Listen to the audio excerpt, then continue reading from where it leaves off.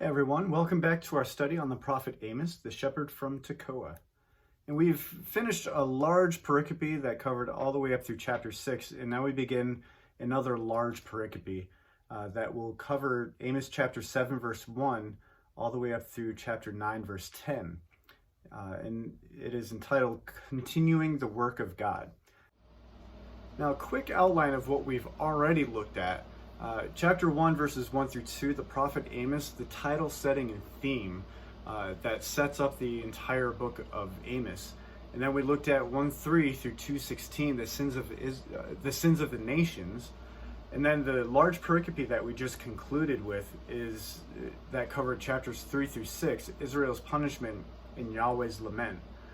Now it culminates into this point where Amos has continued on giving his messages in other areas and makes his way to Bethel, and he is now continuing the work of God.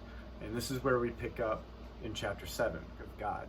Now, after this section, there's one more section that concludes the book of Amos, but until then, we have this large pericope that has to do with what Amos is faced with continuing the work of God.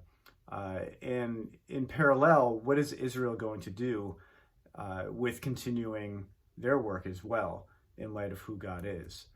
All right, but before we continue with this lesson, a little more insight on this larger pericope. With the sudden textual shift from auditory relay into visionary details, it is likely that Amos had vacated the capital city of Samaria and its surrounding area and headed southeast to Bethel and that surrounding area. Amos will eventually need to vacate that area also because of the increase of rival contention with Jeroboam II and the local prophet Amaziah. It is likely Amos returned back to Judah, perhaps back to his hometown Tekoa, but there is no known record of what had happened to the shepherd from Tekoa after this rival contention. All right, and also in your notes, there are some subnotes, footnotes, I should say, that are in your notes as well for a little bit more detail on the process and chronology, I guess you could say, on what happened with Amos up to this point. All right, so for now, here's the outline of what we're going to look at for chapter 7, 8, and the majority of chapter 9. So we're going to look at the rival contention, starting with the three visions under scrutiny, what we're going to look at in this section. And then we're going to look at Amaziah, friend or foe, look at the identity of who he is with two lessons there. And then chapter 8, 1 through 9, 10 is the visions of grandeur reversed. And we will get to those when the time comes and give a little more detail on that, okay? But for now, this is three visions under scrutiny, part 16 of our overall study covering Amos chapter 7, verses 1 through 9. So if you want to pause the video here to read those verses to familiarize yourself with them, go right on ahead. So chapter 7, verses 1 through 9, three visions under scrutiny. There is a fourth vision in chapter 8, verses 1 through 3, connecting and continuing the entirety of 7:1 through 9:10. All right, so there are more than three visions that are given here that continue in 8:1 through 3, but these three that are basically the main thrust as to why there is such scrutiny. It's more possible that as these visions were given and that he gave the message out to the people of Israel in Bethel and the surrounding area, that he was starting to get a little bit of attention, but then all of a sudden things have shifted, and Jeroboam has, Amos has caught his ear, and now there's going to be some consequences from the king. But as we will find out later, that's not how it actually goes. The revenge that Jeroboam tries to get on Amos and trying to shut him up just does not work, because he's not trying to shut Amos's mouth. He's trying to silence God, and that is an ill-fated result for Jeroboam II and Amaziah as well. For now, Amaziah is the one that he's contending with. And as these messages are created and written down and given out as messages to everybody in that area, it may not be exactly in this chronological order that they're given. What's happening here is that the author or compiler of Amos is putting these visions together in order to say, hey, this is what's been going on up until this point. This is what he's been giving these visions during this time where Amaziah is starting to make all this trouble for Amos. So textually, this part is probably a little out of order, but to give the reader the kind of the background idea of what's going on, he starts with these three visions that have to do with the contention between Amaziah and Amos.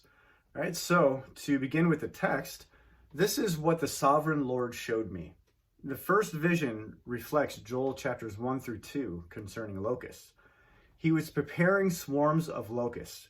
How the locusts destroy crops is how the Lord would destroy Israel.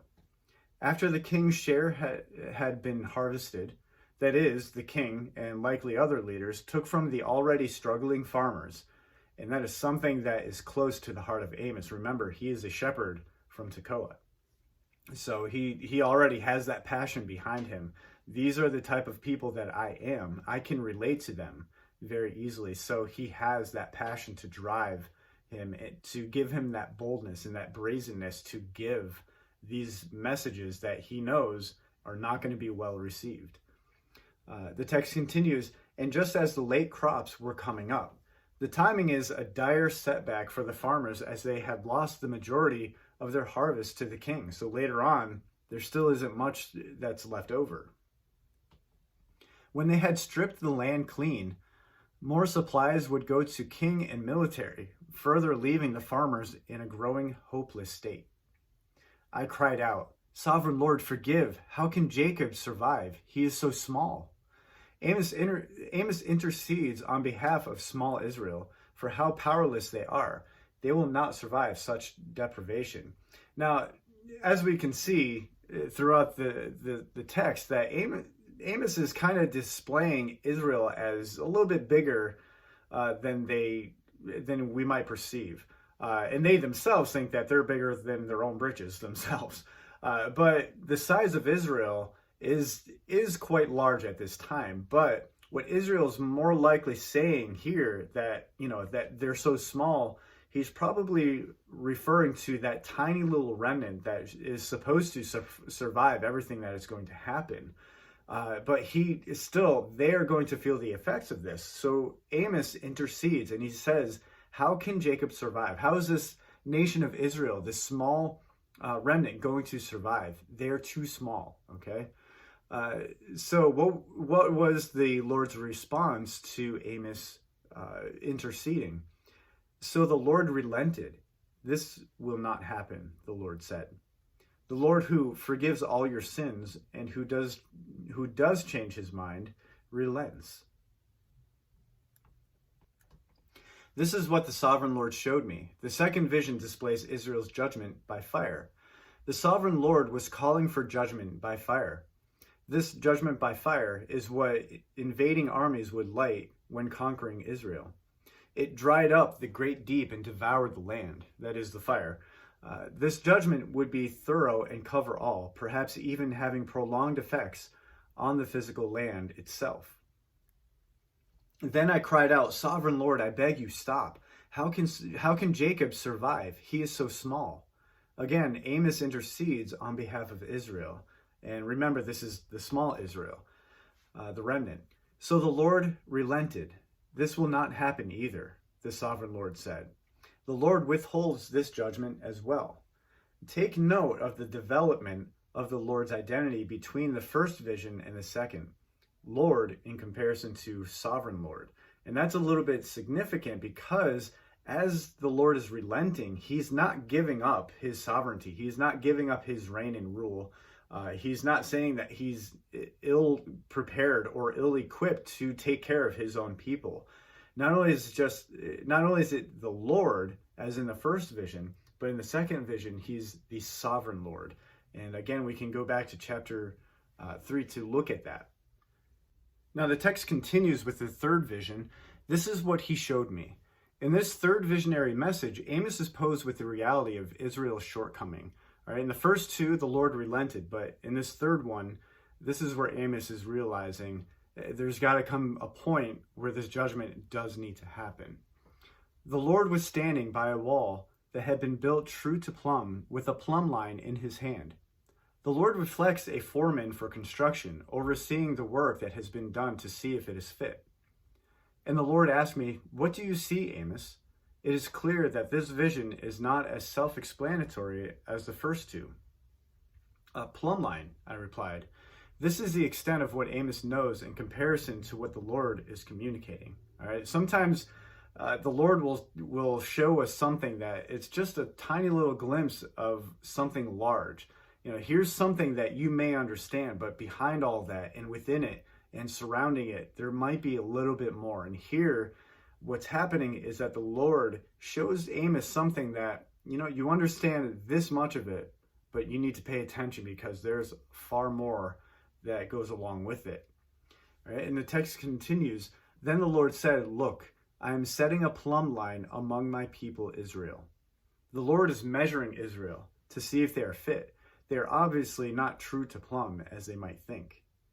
"I will spare them no longer." Amos does not intercede this time as he had in the first two visions. The Lord can no longer delay judgment as Israel is getting further from being built true to plumb. Now, the result of failing to pass the foreman's inspection. The high places of Isaac will be destroyed. That is, the religious temple that is supposed to be the Lord's. And the sanctuaries of Israel will be ruined. The very place that the Lord is to be worshipped is going to be destroyed by the Lord. "With my sword, I will rise against the house of Jeroboam." Now, with this final clause, Amos is given royal attention. This destruction is not just the leaders of the community and religious cult. It will reach royalty as well. Amos's message is therefore viewed as a sedition rather than divine warning, a grave mistake for Jeroboam II and the prophet Amaziah. Amos has committed treason in their eyes, and the reason being is because throughout all of this, God has been warning them, but they don't receive it as a warning. They take it as sedition. You're going up against your nation. You're going up against your king. Therefore, there are consequences for that. What they are doing is essentially changing the rules on for themselves to benefit themselves. They're changing the vocabulary. They're doing all this stuff just to be sure that what they're doing can continue. Why would you tell me that I'm wrong? What I say, when I say the whole time that it's right, that's something that you can't do. And that's something that happens today as well. You can't tell me that I'm wrong, that something is not right when I've defined it for myself as right. That kind of stuff happens all of the time. And even in scripture, it says there will come a time when people will say that right is wrong and that wrong is right.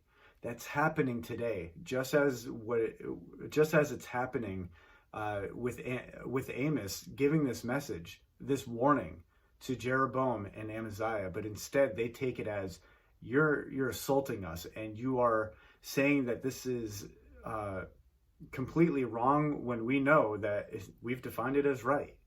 All right. So as we go into questions for reflection, that's a little bit of something that we need to keep in mind, but also the two instances when Amos is going before the Lord and interceding for them.